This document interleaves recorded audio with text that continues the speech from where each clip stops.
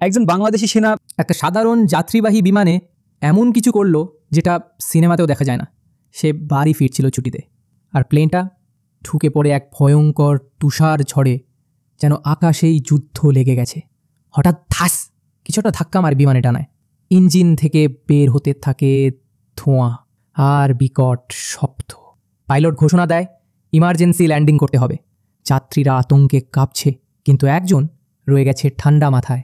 হঠাৎ সেই সৈনিক উঠে দাঁড়ায়, বলে, আমি উইংয়ে যাব, ঠিক করব। পুরো কেবিন স্তব্ধ।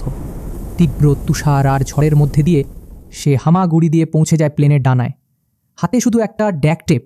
সে চেপে ধরে সেই লিক, যেভাবে আমরা রান্নাঘরের ফাটল আটকে দিই। শেষ পর্যন্ত প্লেনটা নিরাপদে ল্যান্ড করে, কেউ আহত হয় না। আর সেই সৈনিক চুপচাপ হেঁটে যায় প্লেন থেকে, যেন কিছুই হয়নি।